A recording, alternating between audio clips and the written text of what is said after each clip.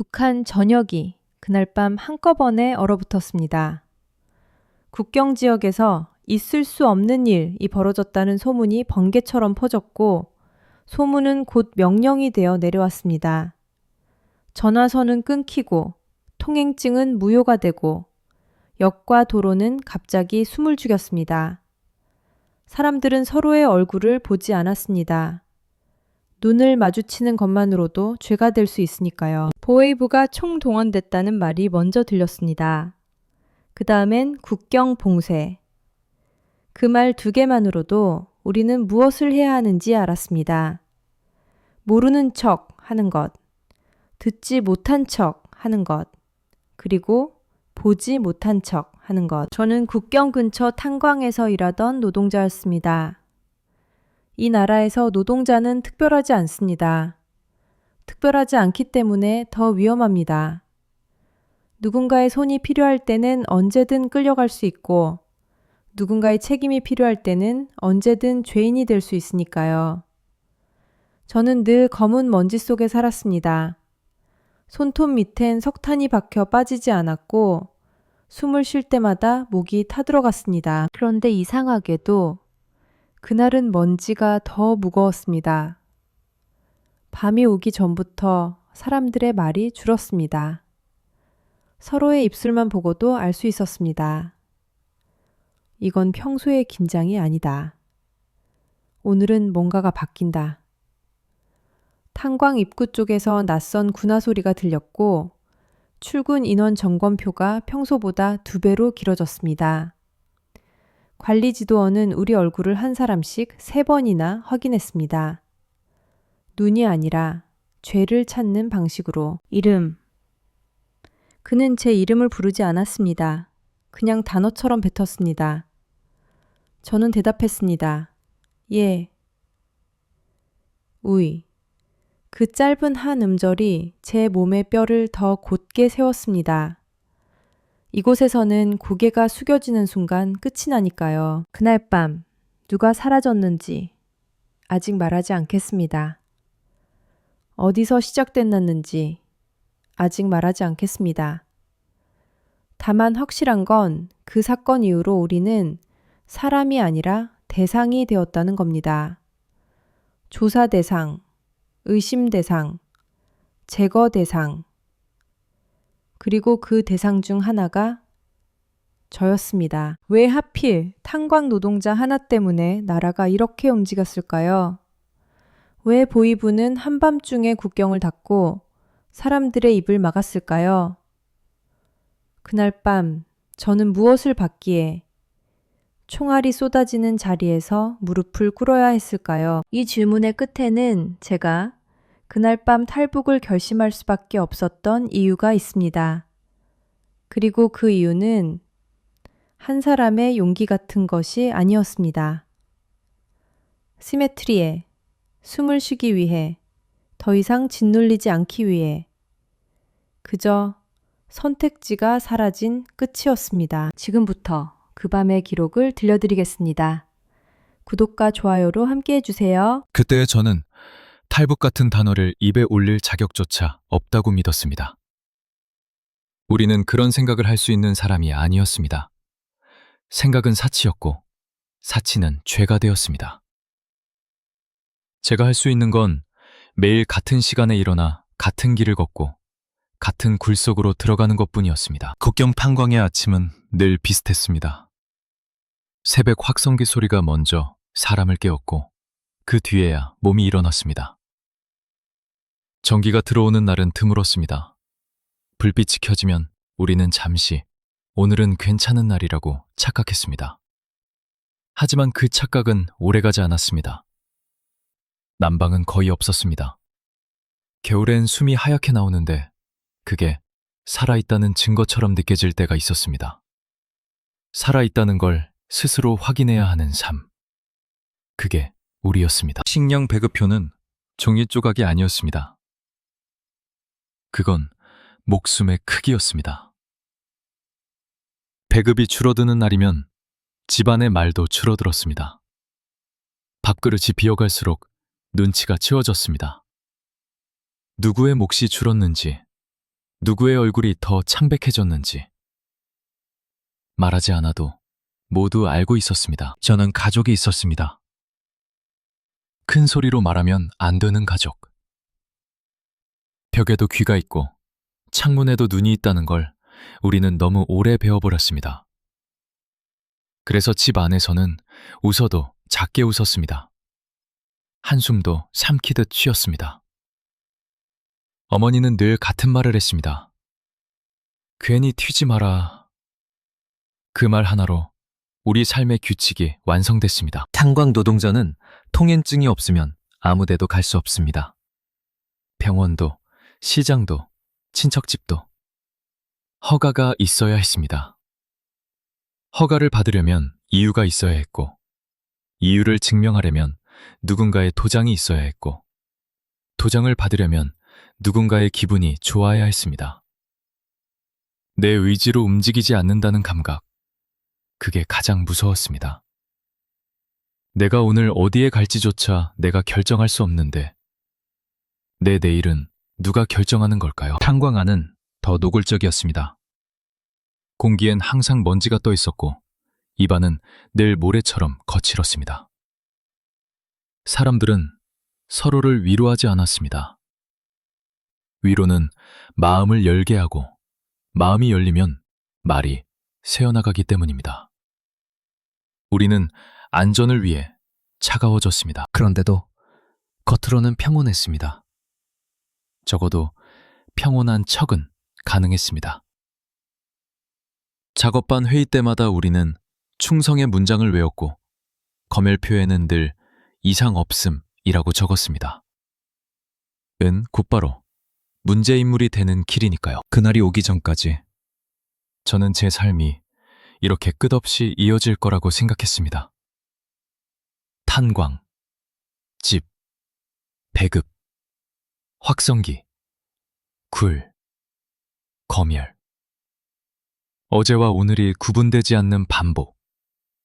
그 반복이 답답해도 그래도 익숙했기 때문에 버틸 수 있었습니다. 하지만 그날 아주 작은 이상한 점이 있었습니다. 아주 사소해서 처음엔 저도 지나치려 했습니다. 작업복을 받는 창고 앞에서 평소엔 절대 나오지 않던 사람이 나왔습니다. 구역 보위원이었습니다. 탄광 관리가 아니라 보위부 쪽 얼굴. 그는 우리를 한 줄로 세우고 작업복 주머니를 하나씩 뒤졌습니다. 왜 이러십니까? 누군가가 아주 조심스럽게 물었습니다. 그는 대답하지 않았습니다. 대신 우리 눈을 봤습니다. 오래, 너무 오래. 그리고 제 차례가 왔을 때 그는 제 작업복 안주머니에서 아무것도 아닌 낡은 종이 쪽 하나를 꺼냈습니다. 제가 평소에 작업 시간 기록하려고 잡아넣어둔 메모였습니다. 숫자 몇 개, 날짜 몇 개. 그는 그걸 손끝으로 천천히 펴보더니 다시 접어 제게 돌려주지 않았습니다. 그냥 자기 주머니에 넣었습니다. 말도 없이, 표정도 없이. 그 순간 저는 이유를 알 수 없는데도 심장이 내려앉았습니다.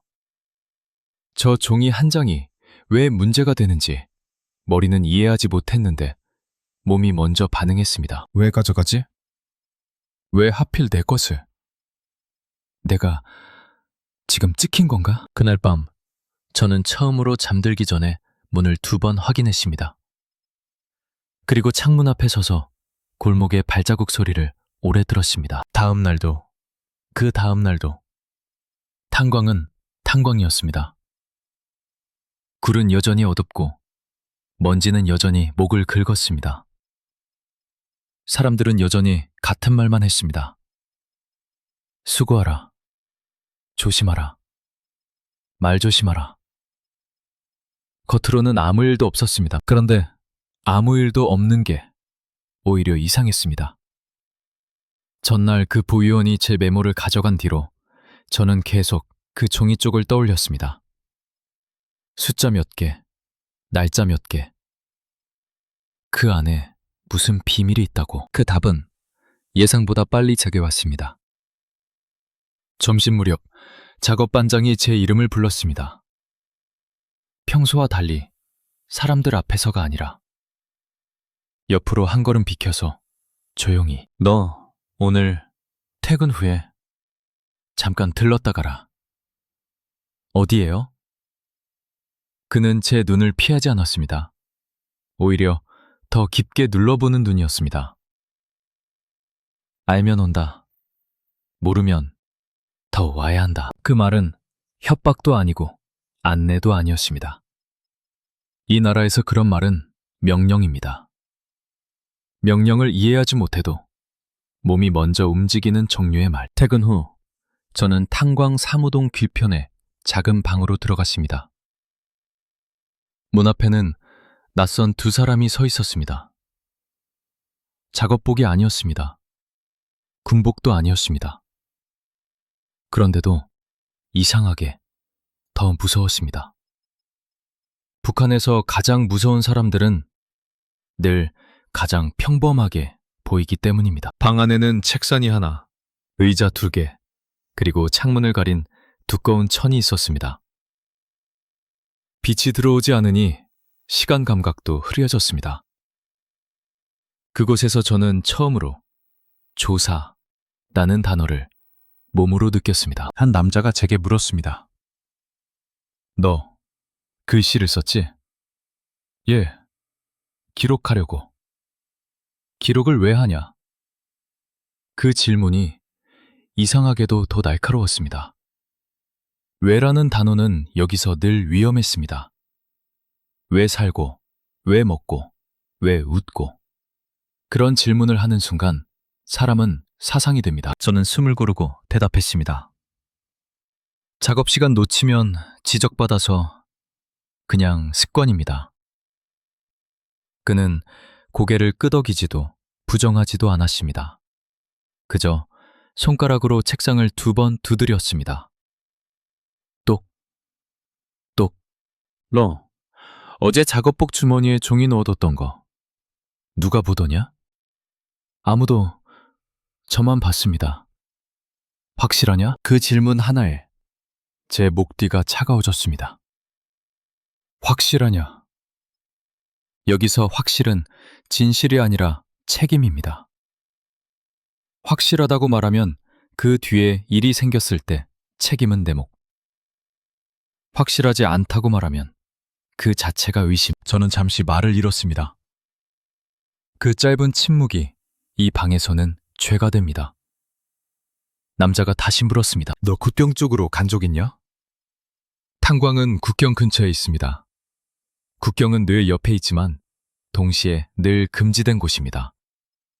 저는 고개를 저었습니다. 아닙니다. 그때 다른 남자가 처음으로 입을 열었습니다. 한마디.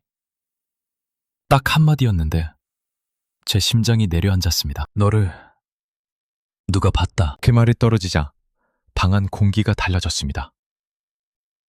저는 그 누가가 누구인지 묻지 못했습니다. 묻는 순간 제가 더 큰 걸 알고 있다는 신호가 될 수 있으니까요. 저는 그저 눈을 내리깔았습니다. 손바닥이 땀으로 젖었습니다. 저가 제가 무슨 죄를 지었는지 모른 채 죄인이 되는 느낌. 그들은 제게 자세한 설명을 하지 않았습니다. 설명은 필요 없었습니다. 설명이 없을수록 사람은 더 무너집니다. 대신 이런 말만 남겼습니다. 당분간 불필요한 이동하지 마라. 말 조심해라. 주변 사람 잘 보라. 문을 나오는 순간 저는 복도 끝에 서 있던 작업 반장의 얼굴을 봤습니다. 그는 제게 눈짓을 하지 않았습니다. 그저 시선을 아래로 떨군 채 담배를 꺼냈습니다. 그 태도가 말해주는 게 있었습니다. 아, 이미 다 알고 있었구나. 나만 모르고 있었구나. 집으로 돌아가는 길, 저는 사람들의 눈을 피했습니다. 누구를 믿어야 하는지 알 수 없었고 누구를 피해야 하는지도 몰랐습니다. 골목 끝에서 누군가가 제 뒤를 따라오는 듯한 느낌이 들었습니다. 발자국이 내 발자국과 같은 속도로 움직였습니다. 그날 밤 어머니가 조용히 물었습니다. 오늘 무슨 일 있었니? 저는 대답하지 않았습니다. 대답을 하는 순간 우리 집의 공기까지 위험해질 것 같았습니다. 그리고 그때 제 머릿속에 한 문장이 떠올랐습니다. 도망칠 생각을 해서가 아니었습니다. 살아남기 위한 본능이 먼저 속삭였습니다. 나는 이미 찍혔다. 그때부터 저는 이해하기 시작했습니다. 아주 작은 질문 하나가 사람을 어디까지 끌고 가는지. 정말로 그날부터였을까요? 저는 이미 보이지 않는 표식에 붙은 채 살고 있었던 걸. 며칠 동안 탄광은 더 조용해졌습니다. 조용함은 평화가 아니었습니다. 조용함은 입을 닫으라는 신호였습니다. 사람들이 말을 줄이면 누군가는 이미 끌려갔다는 뜻이었습니다. 그 조용함의 첫 번째 희생자는 제 옆에서 일하던 사람이었습니다. 같은 작업반, 같은 굴, 같은 먼지를 마시던 사람. 나보다 말수가 적고 나보다 더 고개를 숙일 줄 알던 사람. 그날 아침 그는 출근하지 않았습니다. 처음엔 다들 이렇게 생각했습니다. 병이 났나 보다. 하지만 북한에서 병은 병으로 끝나지 않습니다. 병은 서류가 되고, 서류는 기록이 되고, 기록은 관심이 됩니다. 그래서 우리는 누군가 아픈 것을 원치 않습니다. 아프지 않은 척, 괜찮은 척 하는 게 생존이니까. 점심때가 지나도 그는 오지 않았습니다. 작업반장은 명단을 다시 확인했습니다. 그리고 아무렇지 않게 말했습니다. 골드 동무는 다른 데로 배치됐다. 그 말은 너무 가벼웠습니다. 사람 한 명의 인생이 이동하는 말치고는 너무 쉬웠습니다. 저는 그 말을 믿지 않았습니다.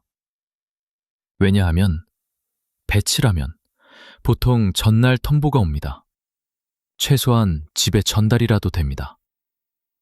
그런데 그의 집은 그날 아침부터 문이 닫혀 있었습니다. 저녁 퇴근길, 저는 일부러 그 집 근처를 지나갔습니다.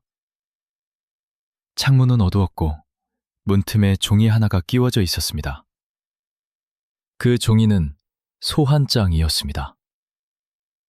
방 누가 끼워 넣었는지, 누구에게 향한 것인지 읽지 않아도 알 수 있었습니다. 그 순간 저는 처음으로 확신했습니다.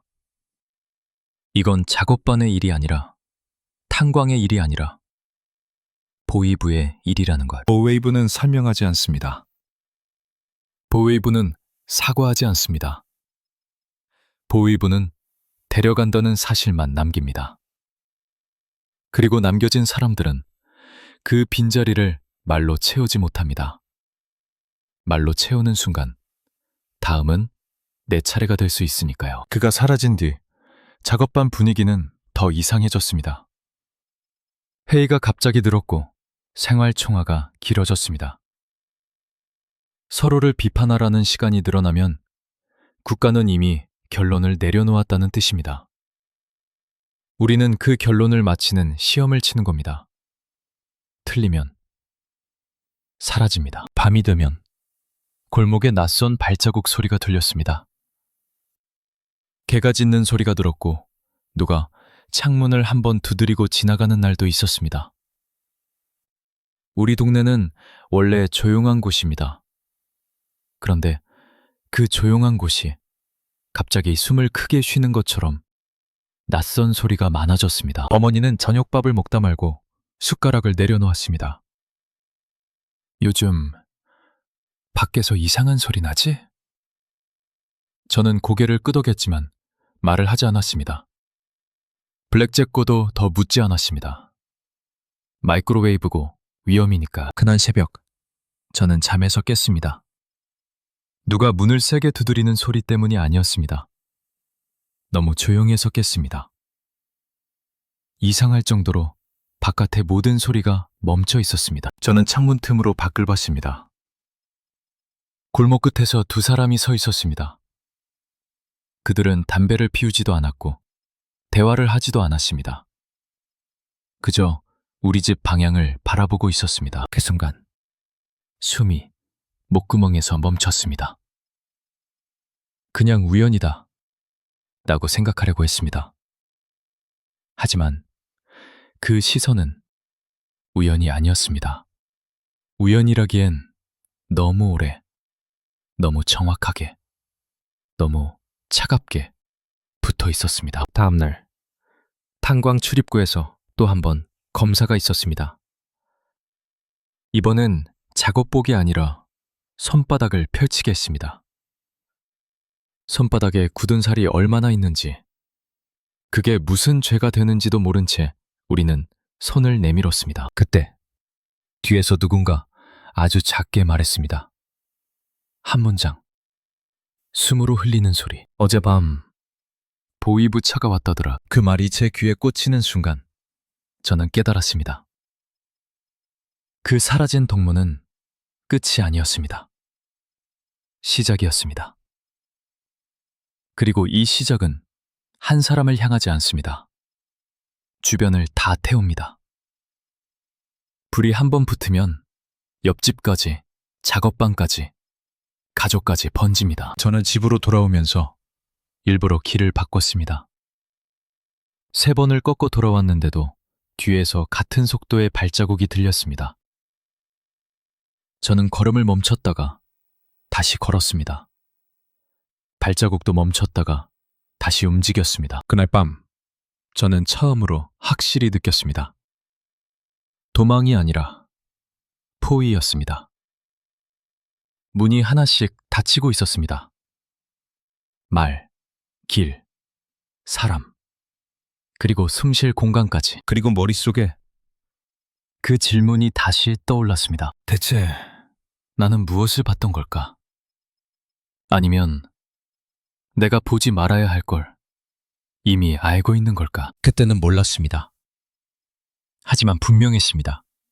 이제부터는 누군가가 저를 지켜보는 단계가 아니라 저를 잡으러 오는 단계로 넘어가고 있다는 걸. 그때부터 저는 하루를 살아내는 게 아니라 버텨내는 느낌으로 살았습니다. 아침에 눈을 뜨면 먼저 숨을 쉬어도 되는지 확인했고, 밖으로 나가기 전에는 창문 틈으로 골목을 훑었습니다. 그리고 출근길에 가장 먼저 하는 일은 하늘을 보는 게 아니라 뒤를 보는 일이었습니다. 처음엔 제가 예민해진 거라 생각했습니다. 탄광의 먼지 때문일 수도 있고, 잠을 못 자서일 수도 있고, 배급이 줄어들어 몸이 약해져서일 수도 있다고. 하지만 며칠이 지나자 그건 기분이 아니라 패턴이라는 걸 알게 됐습니다. 같은 위치에 같은 사람이 서 있었습니다. 시장 입구, 역 앞, 탄광 사무동 모퉁이. 그들은 늘 뭔가를 하는 척했습니다. 담배를 피우는 척, 바닥을 쓸어보는 척, 누군가를 기다리는 척. 그런데 이상하게도 제가 방향을 바꾸면 그들의 시선도 같이 움직였습니다. 탄광에서도 달라진 게 있었습니다. 작업 반장이 제게 말을 걸 때 단어가 줄어들었습니다. 가, 앉아, 기다. 짧은 말 속에 책임을 피하려는 공포가 섞여 있었습니다. 그는 저와 눈을 오래 맞추지 못했습니다. 오래 맞추는 순간 친한 사람으로 기록될 수 있으니까. 점심시간, 동무들이 제 옆에 앉지 않았습니다. 원래부터 친한 사이가 아니었다고 말할 수도 있겠지만 그건 거짓입니다. 우리는 같은 굴에 들어가 서로의 숨을 들으며 살아남던 사람들이었습니다. 그런데 그날 이후 제 주변엔 자리가 비었습니다. 누군가가 제 옆에 앉는 건 그에게도 위험한 선택이 된 겁니다. 집에 돌아오면 더 선명했습니다. 우리 집 앞 골목의 문이 평소보다 자주 열렸다 닫혔습니다. 아무도 나오지 않는데 문이 열렸다 닫힐 때가 있었습니다. 눈에 보이지 않는 누군가가 소리로 존재를 드러내는 듯 했습니다. 어머니는 밥을 하다 말고 자꾸 뒤를 돌아봤습니다. 그리고 저보다 먼저 눈치를 챘습니다. 요 며칠 이웃이 인사를 안 한다. 그 말이 제 가슴을 눌렀습니다. 북한에서 이웃이 인사를 끊는 건 미움이 아니라 거리두기입니다. 내가 위험해졌으니 너와 나 사이를 끊어야 한다는 생존의 방식. 그날 밤 누군가가 우리 집 문을 3번 두드렸습니다. 쿵, 쿵, 쿵. 그 뒤엔 아무 소리도 없었습니다. 저는 문을 열지 않았습니다. 열면 끝난다는 걸 몸이 먼저 알고 있었습니다. 하지만 더 무서운 건 그 다음이었습니다. 발자국이 멀어지지 않았습니다. 문 앞에 누군가가 서 있는 듯한 그림자 같은 정적이 오래 남았습니다. 왈더머가 아주 작은 목소리로 말했습니다. 문 열지 마. 그 한마디에 우리 집의 공기가 얼어붙었습니다. 다음 날 아침, 탄광에서 저는 한 장의 종이를 받았습니다. 소환 통지 같은 형식은 아니었습니다. 그냥 작업 지시서에 끼워진 작은 메모였습니다.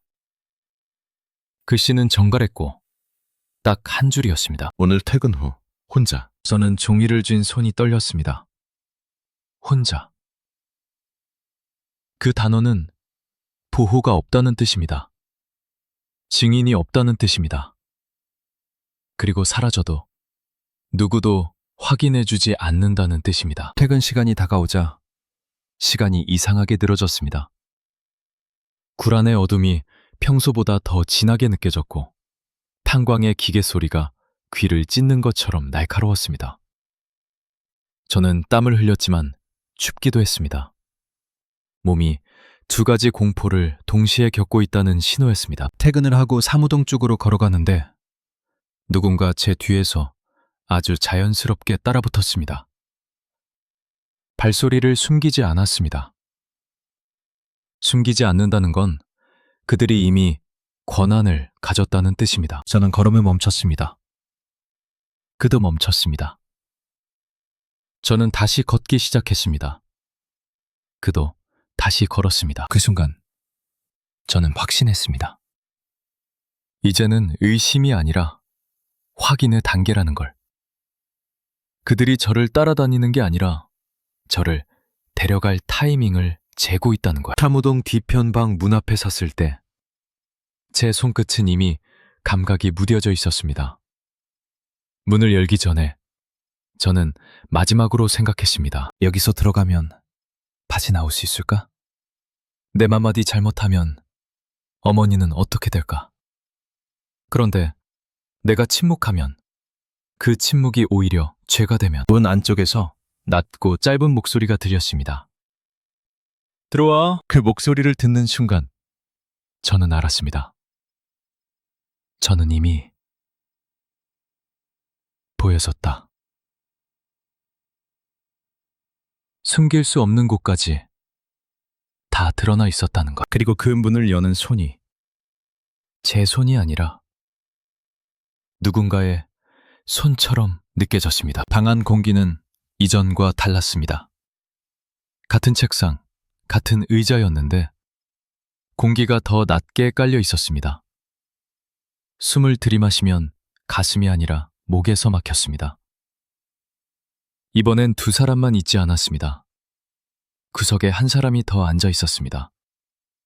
얼굴을 제대로 보지 못하게 모자를 깊게 눌러 쓴 채로. 앉아. 저는 앉았습니다. 오늘은 묻는 게 있다. 그 말은 선택처럼 들렸지만 선택이 아니었습니다. 책상 위에 낡은 종이 쪽이 놓였습니다. 제 메모였습니다.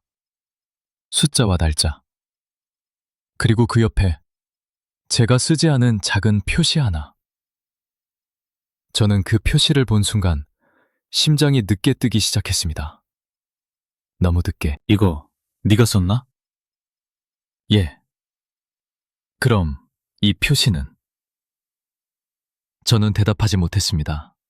대답할 말이 없었습니다. 모자를 쓴 사람이 처음으로 고개를 들었습니다. 눈이 날카롭지 않았습니다. 그래서 더 무서웠습니다. 그는 낮은 목소리로 말했습니다. 국경 쪽 작업 일지에 왜 따로 적었지? 그 순간 머릿속에서 무언가가 갈라졌습니다. 제가 본 것이 아니라 제가 정리한 것이 문제가 된 겁니다. 그날 밤 국경 인근에서 있었던 작은 사고. 탄광 장비가 잠시 멈췄고 근무 교대가 어긋났고 순찰 시간이 비어있던 틈. 저는 그냥 기록했습니다. 습관처럼 살아남기 위해. 의도가 뭐냐? 그 질문은 칼처럼 굳었습니다. 의도. 여기서 의도는 마음이 아니라 죄명입니다. 저는 말했습니다. 아무 의도 없습니다. 지시대로 일했고 잊지 않으려고 적었을 뿐입니다. 그 말은 거짓이 아니었습니다. 하지만 이 방에서는 진실이 보호가 되지 않습니다. 잠시 침묵이 흘렀습니다. 모자를 쓴 사람은 제 어깨 너머를 보며 말했습니다. 그날 밤 총성이 있었다. 저는 고개를 들지 않았습니다. 들면 더 많은 걸 알고 있다는 증거가 될 수 있으니까. 봤나? 아닙니다. 들었나? 저는 숨을 고르고 대답했습니다. 들렸습니다. 그 한 단어가 방 안의 공기를 바꿨습니다. 들렸다는 말은 연결이 됩니다. 연결은 책임이 됩니다. 그들은 제게 선택을 주지 않았습니다. 대신 결과를 보여주었습니다. 작업반 동무의 이름이 적힌 종이, 그의 가족 구성, 주소, 그리고 맨 아래 빨간 글씨로 적힌 한 줄, 확대조사 가능. 그때 저는 깨달았습니다. 여기서 제가 무너지면 저 혼자 끝나지 않습니다. 말 한마디가 한 집안을 끌고 들어갑니다. 제가 버티면 그 버팀이 오히려 저항이 됩니다. 당분간 외부 접촉 금지, 이동 제한, 관찰 대상. 그 말들은 차분했습니다. 그래서 더 잔인했습니다. 저는 고개를 끄덕였습니다. 고개를 끄덕이는 것밖에 할 수 있는 게 없었습니다. 문을 나서기 직전 모자를 쓴 사람이 마지막으로 말했습니다. 너 운이 좋다. 운. 이 나라에서 운은 아직 데려가지 않았다는 뜻입니다. 집으로 돌아오는 길. 저는 걸음을 3번 멈췄습니다. 하늘을 보지 않았습니다. 하늘은 도움이 되지 않으니까요. 대신 바닥을 봤습니다. 내 발자국 말고 다른 발자국이 겹쳐 있는지 확인하려고. 그날 밤 저는 어머니에게 아무 말도 하지 않았습니다.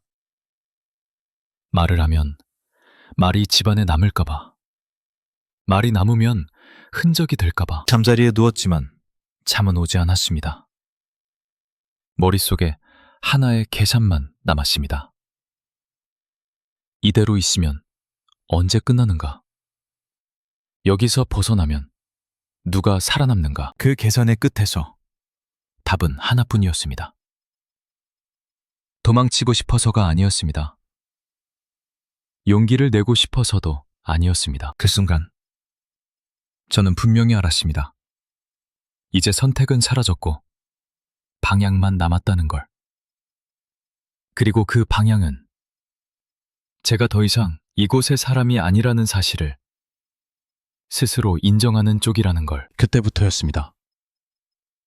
저는 이미 돌아갈 수 없는 쪽에 발을 디디고 있었습니다. 그 뒤로 제 삶은 아주 느리게 잘려나갔습니다. 끈을 한 번에 끊는 게 아니라 매일 조금씩 조여오는 방식. 아침 인사, 시장의 소문, 작업반의 눈빛, 집 앞 골목의 발자국. 하나씩, 하나씩 제 주변에서 사라졌습니다. 탄광에서도 저는 점점 혼자가 됐습니다. 작업반장은 제 이름을 공개적으로 부르지 않았고 동무들은 제 옆을 피해 지나갔습니다. 누군가 제게 말을 걸었다가 바로 입을 다물고 주변을 살피는 일이 반복됐습니다. 그 모습이 더 무서웠습니다.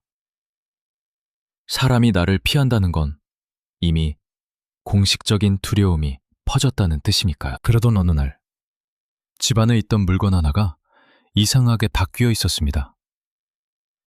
아주 사소한 것.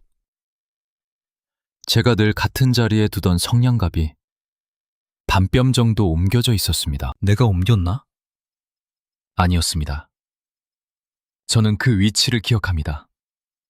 왜냐하면 우리는 여기서 사소한 습관으로 살아남기 때문입니다. 성냥갑이 옮겨졌다는 건 누군가가 우리 집안을 봤다는 뜻일 수도 있습니다. 혹은 누군가가 우리는 들어올 수 있다는 걸 보여주려는 뜻일 수도 있습니다. 그날 밤 어머니가 말했습니다. 누가 다녀간 것 같지 않니? 저는 대답하지 못했습니다. 대답을 하면 현실이 확정될 것 같았습니다. 확정되는 순간 우리는 무너집니다. 며칠 뒤 탄광에서 한 동무가 제게 아주 조심스럽게 다가왔습니다. 그는 고개를 숙인 채 입술만 움직였습니다. 너 조심해라. 왜? 제가 묻자 그는 더 이상 말하지 않았습니다. 그저 제 손에 작은 종이를 쥐어주고 바로 돌아섰습니다. 종이에는 주소 하나와 시간 하나가 적혀 있었습니다. 그리고 짧은 단어, 점, 신호, 멀리 만나자는 신호. 그런 신호를 남긴다는 건 그 동무도 위험을 감수하고 있다는 뜻입니다. 그날 밤 저는 고민했습니다. 가면 위험합니다. 안 가도 위험합니다. 이 나라에서 위험은 피하는 게 아니라 선택하는 겁니다. 어떤 위험이 덜 죽이는지 고르는 것뿐. 정해진 시간, 저는 골목을 2번 돌아 들어가 그 주소로 갔습니다. 낡은 창고 같은 집. 문은 반쯤 열려 있었고 안쪽에서 아주 약한 불빛이 새어나왔습니다. 안에는 한 사람이 있었습니다. 제가 아는 얼굴이 아니었습니다. 하지만 얼굴을 보는 순간 저는 본능적으로 알았습니다. 이 사람은 국가의 사람이 아니다. 그는 너무 조용했고 너무 빨리 주변을 읽었습니다. 그는 제게 말했습니다. 말 많이 하지 마. 그리고 낮은 목소리로 딱패 필요한 것만 던졌습니다. 네가 찍혔어. 보이부가 너를 오래 잡고 갈 생각이야.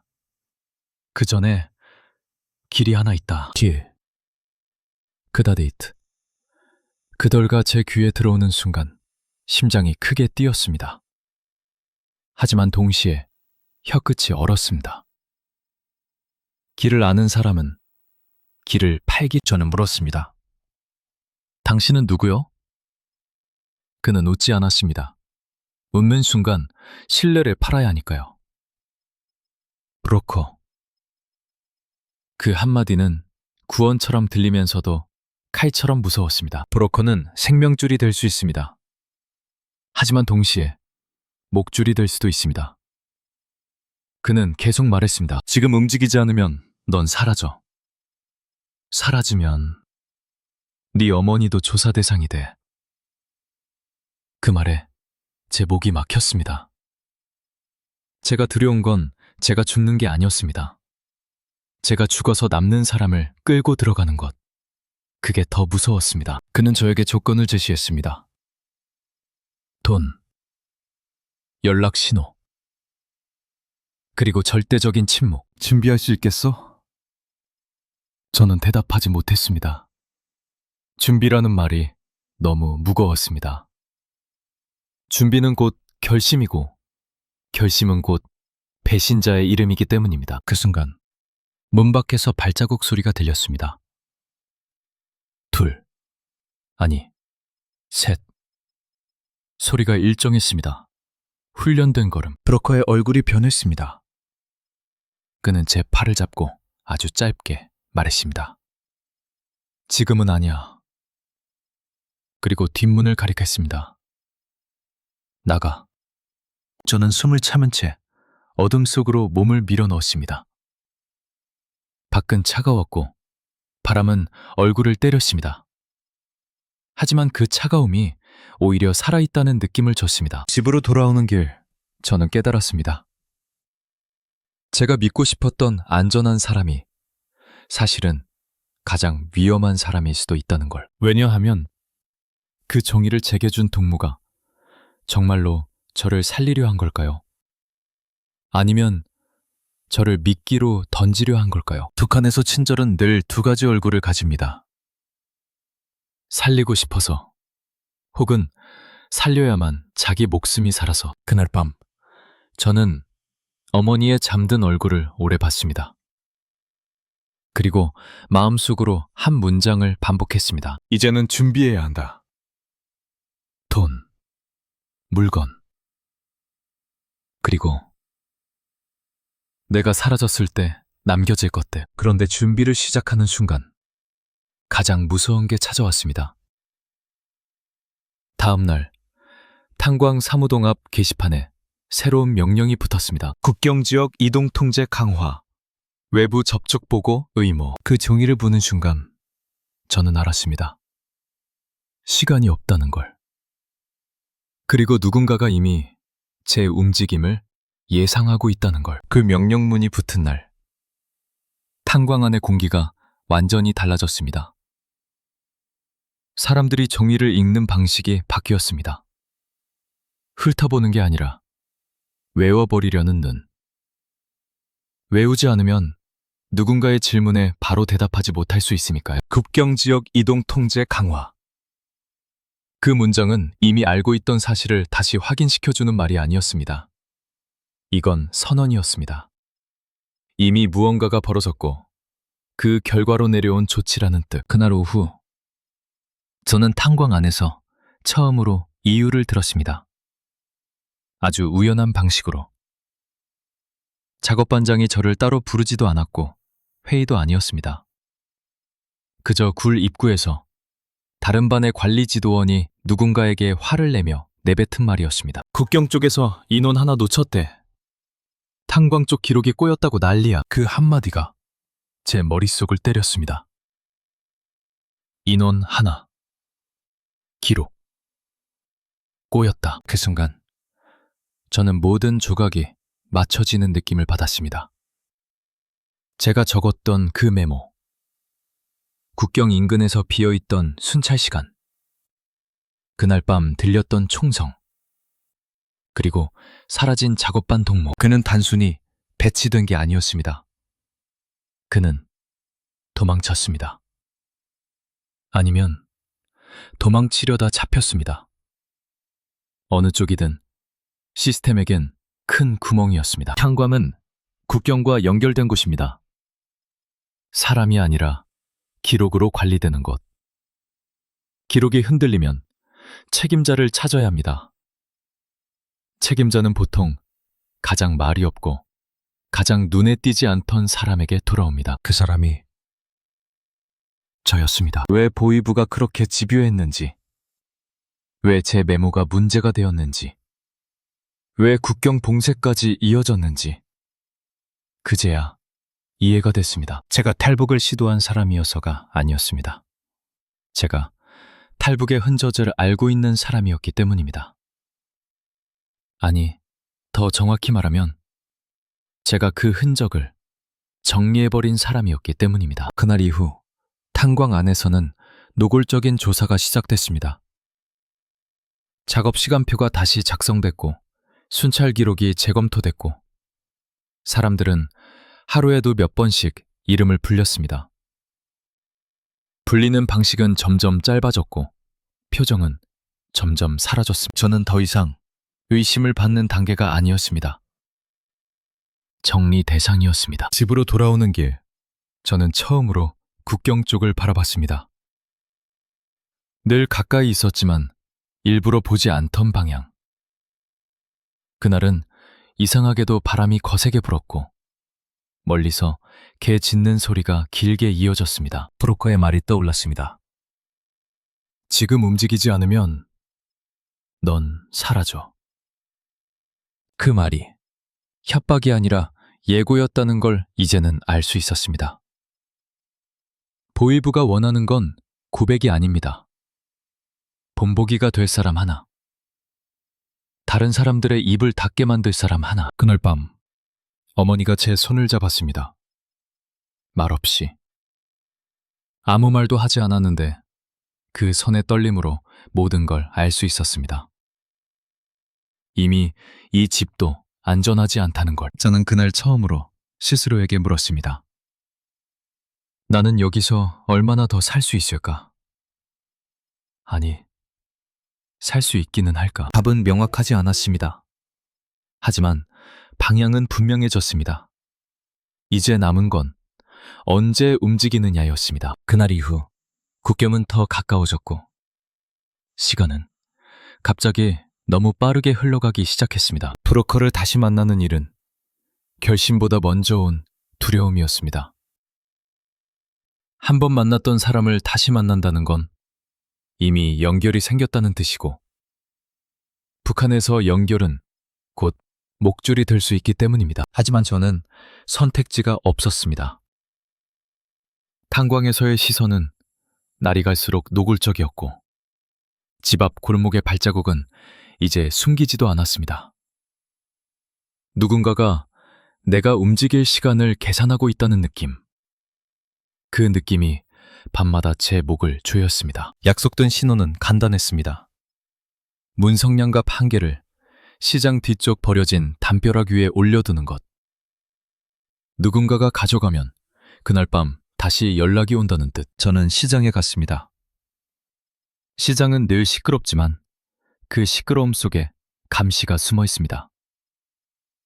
사람들 사이로 보위원들이 섞여 있고 누군가는 물건을 사는 척하면서 귀로만 사람을 삽니다. 저는 성냥갑을 올려두고 아무렇지 않게 돌아섰습니다. 그리고 돌아오는 길 일부러 다른 가게들을 들렀습니다. 누가 따라오면 따라오는 방식이 달라지니까요. 그날 밤 문 두드림이 왔습니다. 이번엔 3번이 아니었습니다. 2번. 짧고 빠르게. 그건 우리가 아니라 그의 신호였습니다. 저는 밖으로 나갔습니다. 어머니에게는 말하지 않았습니다. 말하는 순간 어머니의 표정이 흔들릴까봐. 그 흔들림이 흔적으로 남을까봐. 브로커는 같은 창고에서 기다리고 있었습니다. 그는 제 얼굴을 보자마자 단도직입적으로 물었습니다. 돈은? 그 한 단어가 현실을 확정했습니다. 이건 구원이 아니라 거래. 사람이 아니라 숫자로 움직이는 세계. 저는 준비해둔 돈을 보여주었습니다. 사실 그 돈은 돈이라기보다는 빚이었습니다. 배급을 줄이고 필요한 걸 팔고 친척에게 아주 위험한 부탁을 해서 모은 돈. 그 돈을 쥐고 있는 것만으로도 죄가 될 수 있었습니다. 브로커는 돈을 세지 않았습니다. 대신 제 눈을 봤습니다. 네가 끝까지 할 수 있나? 그게 더 중요하다. 저는 물었습니다. 정말 나갈 수 있습니까? 그는 잠시 침묵하다가 말했습니다. 나갈 수 있다. 하지만 네가 생각하는 것처럼 바로는 아니다. 그는 노선을 선용했습니다. 두만강, 트만강, 얼어붙은 물, 순찰등, 개, 청. 그리고 강을 넘은 뒤엔 더 지옥 같은 시간이 기다린다고 했습니다. 중국 공안, 조속집, 창고, 지하, 트럭. 그리고 최종적으로 동남아로 빠져나가 한국으로 들어가는 길. 태국. 그 단어가 제 귀에 꽂혔습니다. 저는 태국이 어떤 곳인지 몰랐습니다. 하지만 그 단어는 북한 밖의 세계라는 뜻이었습니다. 그것만으로도 숨이 막혔습니다. 브로커는 말했습니다. 첫 단계는 국경까지 가는 거다.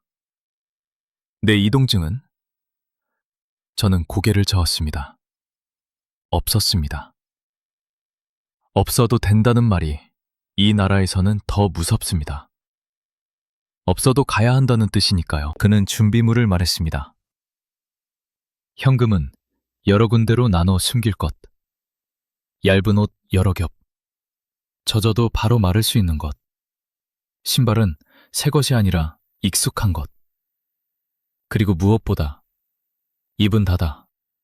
누구에게도 말하지 마. 그때 저는 가장 중요한 걸 물었습니다. 어머니는... 브로커는 대답을 피하지 않았습니다. 그래서 더 잔인했습니다.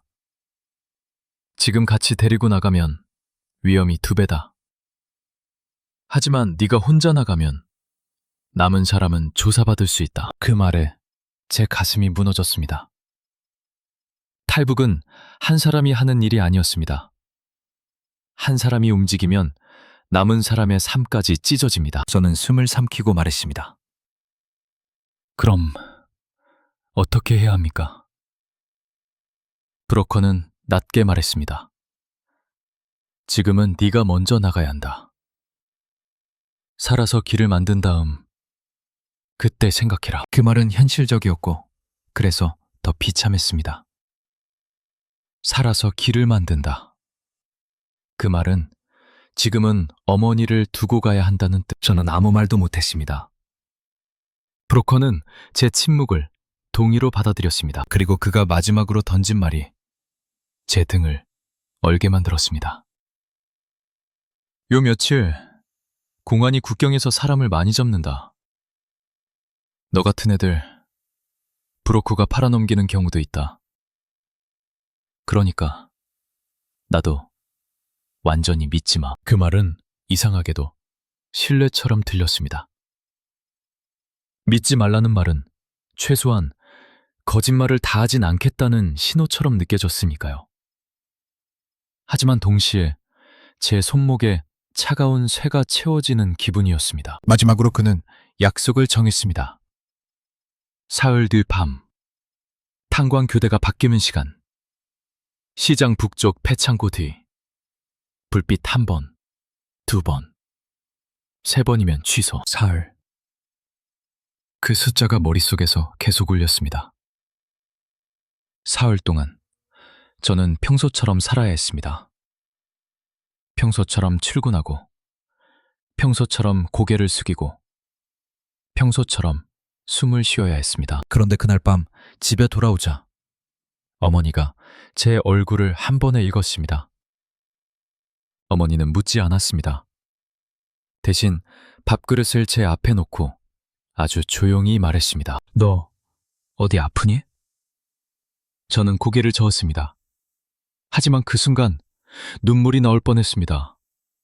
아픈 게 아니라 끝이 가까워지고 있었으니까요. 그리고 그날 계획이 무너질 수도 있는 아주 작은 징조가 나타났습니다. 집 앞 담벼락에 누군가 분필로 그어놓은 듯한 표시 하나. 작은 X. 그 표시는 너무 작아서 남들은 못 봅니다. 하지만 저는 봤습니다. 보이부가 쓰는 표시와 비슷했으니까. 그 순간 사흘이 아니라 오늘일 수도 있다는 생각이 들었습니다. 그날 밤부터 시간의 감각이 망가졌습니다. 사흘이라는 숫자는 더 이상 의미가 없었습니다. 아침과 밤의 경계가 흐려졌고 하루가 하루처럼 느껴지지 않았습니다. 혁에는 벽에 걸려 있었지만 움직이지 않는 물건처럼 보였습니다. 탄광으로 가는 길이 유난히 길었습니다. 평소와 똑같은 길인데 발이 떨어지지 않았습니다. 한 걸음 한 걸음이 돌아오지 못할 방향으로 저를 밀어내는 느낌이었습니다. 사람들은 여전히 같은 표정으로 지나갔고 확성기는 늘 하던 말을 반복했습니다. 그 반복이 이상할 정도로 평온해서 오히려 더 불안했습니다. 그날 작업반 교대는 예정대로 진행됐습니다. 아무도 소리를 높이지 않았고 아무도 제 이름을 크게 부르지 않았습니다. 그 침착함이 마지막 준비처럼 느껴졌습니다. 마치 모든 것이 이미 결정됐고 이제 남은 건 시간뿐이라는 듯이. 그 안에서 저는 일부러 평소보다 더 열심히 일했습니다. 삽을 드는 속도를 맞추고 숨소리를 죽이고 시선을 낮췄습니다. 이상할 정도로 몸이 가벼웠습니다. 사람이 결심을 끝내면 오히려 몸은 담담해진다는 걸 그때 처음 알았습니다. 점심 무렵 관리 지도원이 작업반을 돌았습니다. 그는 제 앞에서 잠시 멈췄다가 아무 말도 하지 않고 지나갔습니다. 그 침묵이 말보다 길었습니다. 오늘이 아니면 곧이다.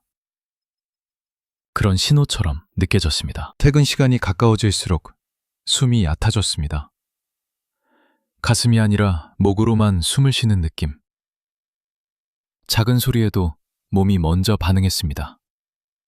금속이 부딪히는 소리, 문 닫히는 소리, 누군가의 기침. 퇴근 종이 울렸을 때 저는 마지막으로 구란을 돌아봤습니다.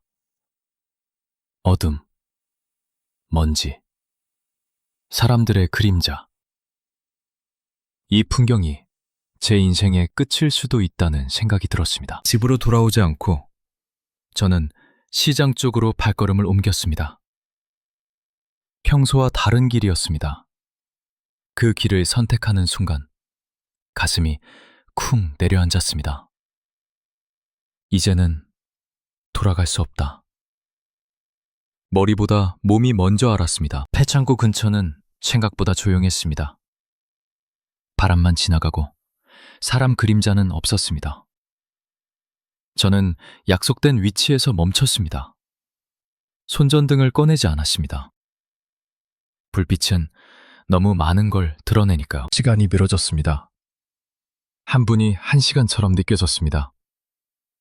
혹시 취소 신호가 나오면 바로 돌아가야 한다고 스스로에게 말했지만 마음 한쪽에서는 이미 돌아갈 집을 지워버리고 있었습니다. 그때 아주 멀리서 불빛이 한 번 깜빡였습니다.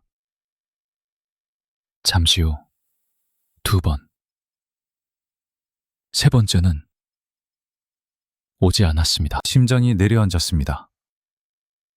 취소일 수도 있다는 생각이 머리를 스쳤습니다. 그 순간 뒤에서 낮은 목소리가 들렸습니다. 지금이다. 브로커였습니다.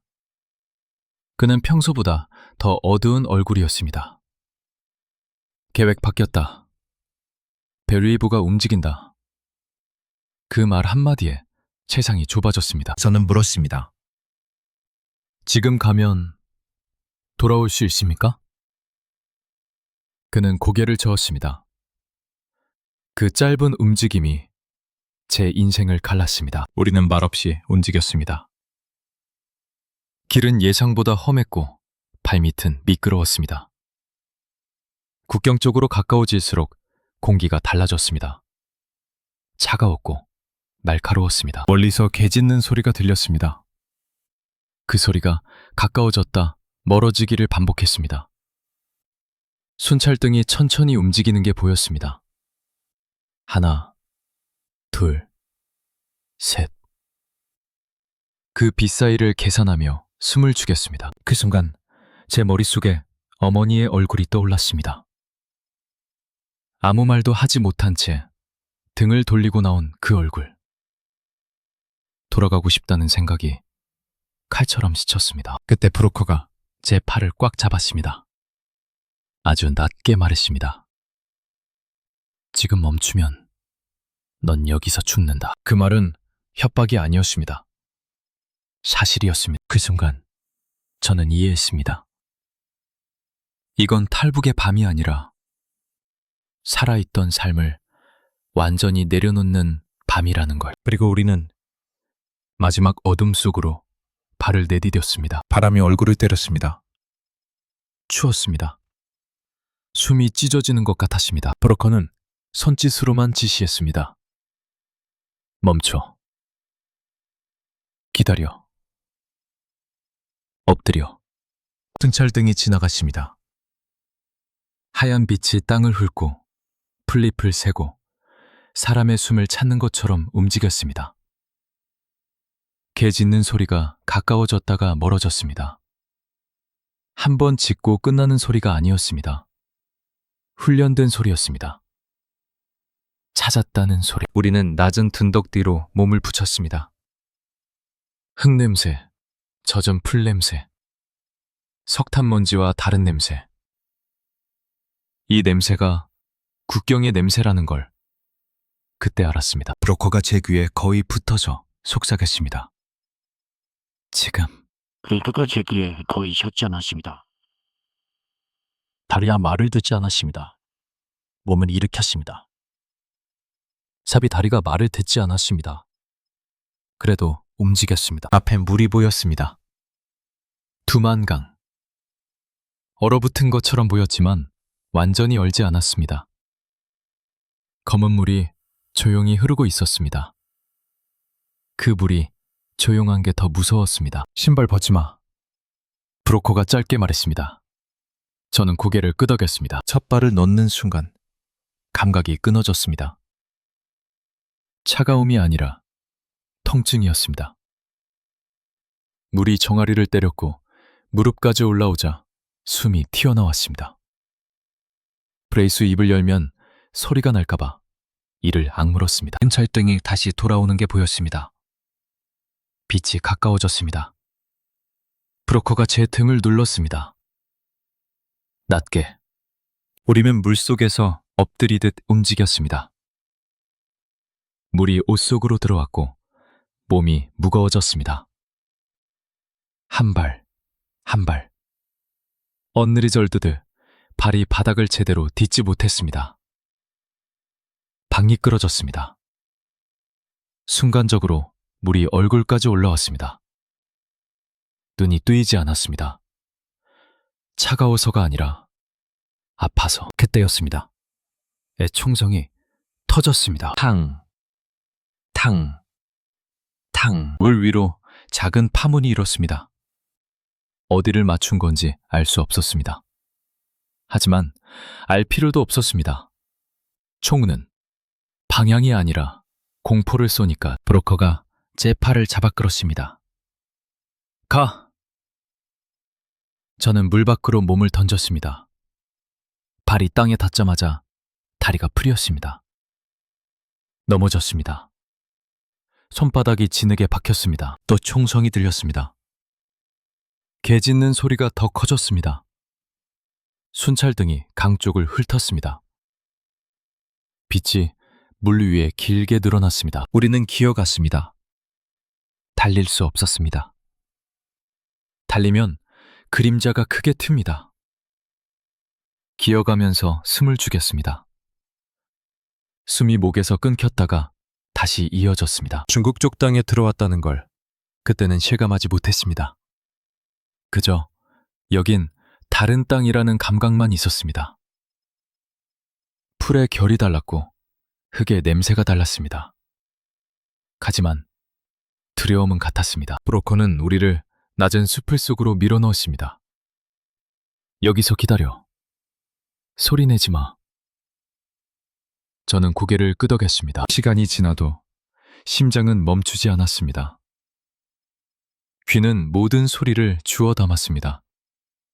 바람 소리, 나뭇잎 소리, 멀어지는 발소리, 개 짖는 소리, 그리고 누군가의 무전기 같은 짧은 잡음. 브로커가 다시 나타났습니다. 움직인다. 그는 방향을 바꿨습니다. 원래 계획이 있었는지 없었는지 알 수 없었습니다. 계획 같은 건 국경에서 무너집니다. 우리는 밤새 걷고 멈추고 숨었습니다. 한 번은 트럭 지나가는 소리에 엎드렸고 한 번은 멀리서 손전등이 보이자 물웅덩이 속에 몸을 담갔습니다. 물이 다시 뼛속을 때렸습니다. 이빨이 부딪히는 소리가 날까봐 입술을 깨물었습니다. 새벽이 가까워질 무렵 작은 창고 같은 곳을 도착했습니다. 문은 밖에서 잠겨 있었지만 안쪽에 빈틈이 있었습니다. 브로커가 밀어 넣었습니다. 들어가. 여기서 기다려.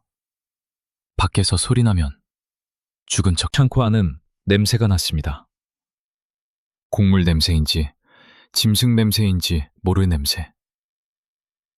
바닥은 차가웠고 몸은 젖어 있었습니다. 배가 고팠습니다.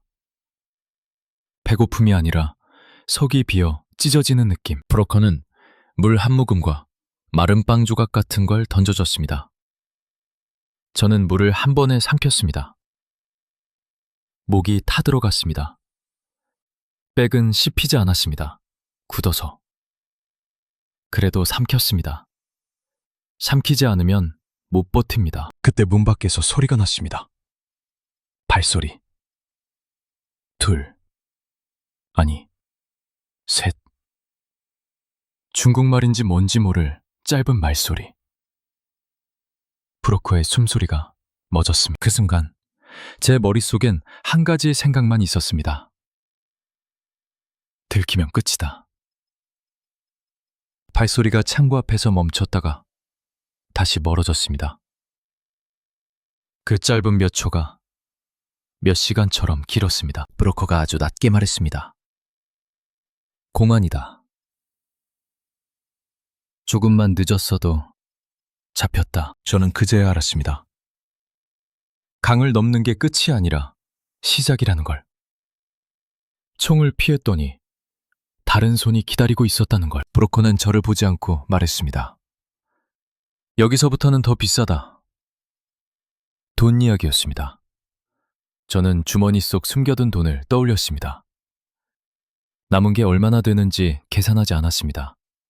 계산할 여유가 없었습니다. 그날 아침 창고 바깥이 잠시 조용해졌을 때 우리는 다시 움직였습니다.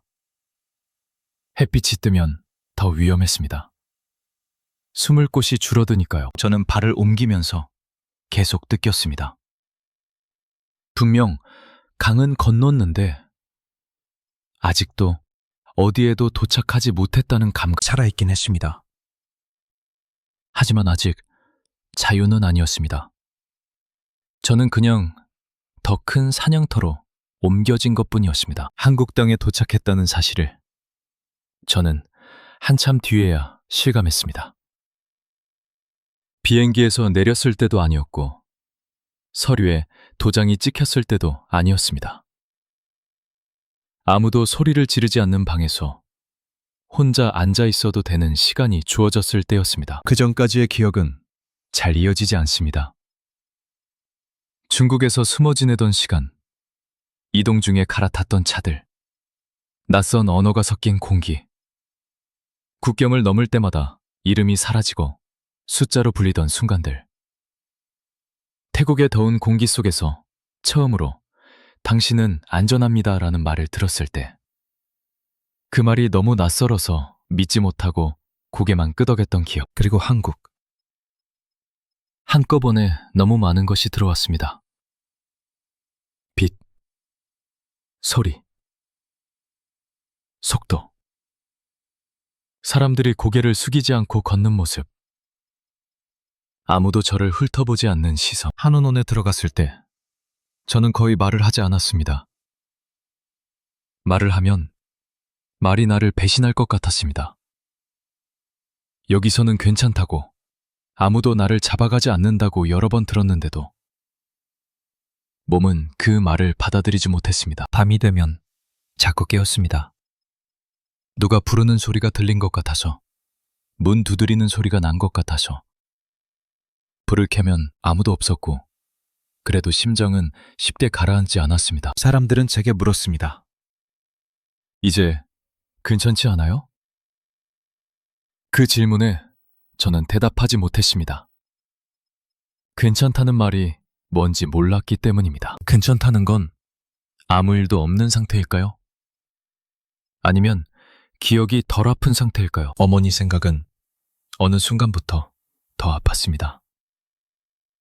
국경을 넘을 때보다, 총성이 들렸을 때보다, 여기서 혼자 밥을 먹을 때 그 얼굴이 더 선명하게 떠올랐습니다.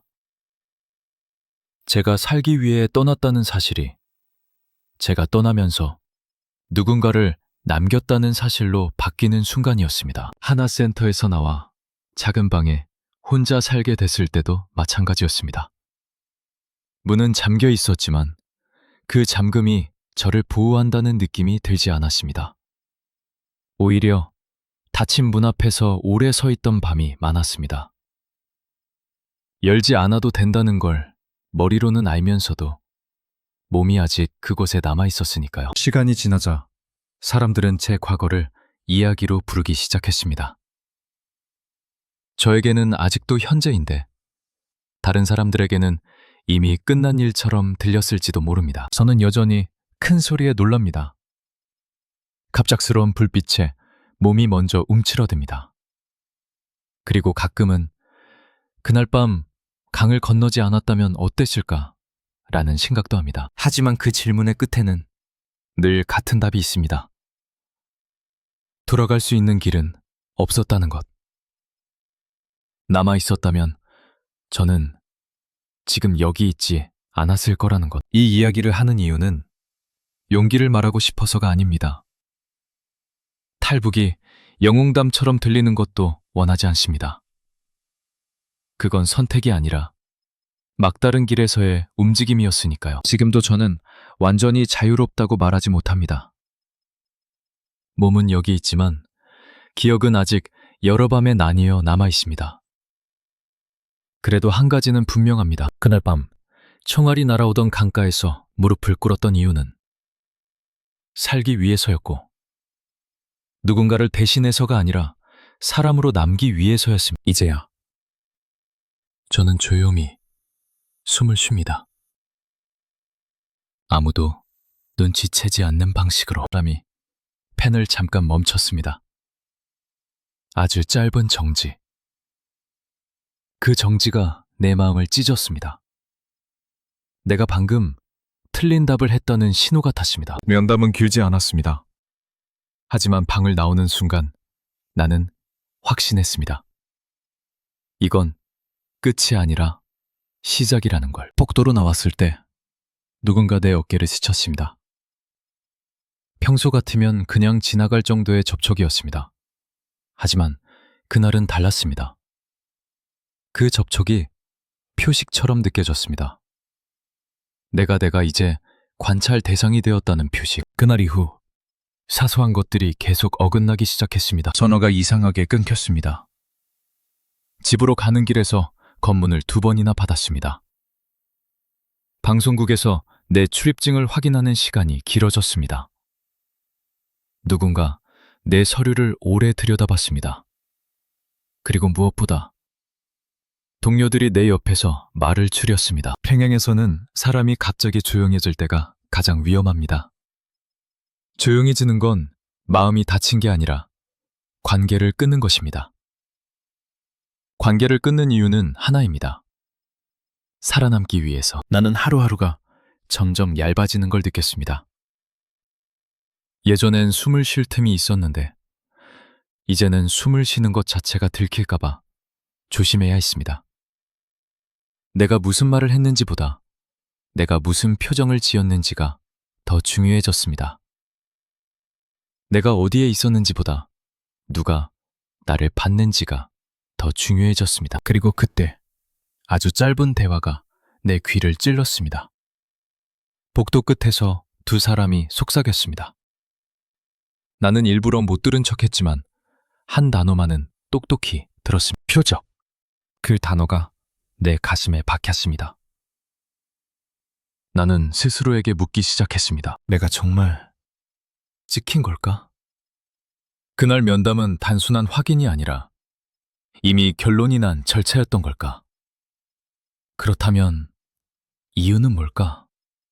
내가 모르는 사이 누군가 내 이름을 목록에 올린 걸까? 그리고 마지막 질문이 내 머릿속을 떠나지 않았습니다. 혹시 그 생방송 사건과 내가 연결돼 있는 걸까? 그 순간부터 나는 이해하기 시작했습니다. 평양에서 가장 무서운 건 총이 아닙니다.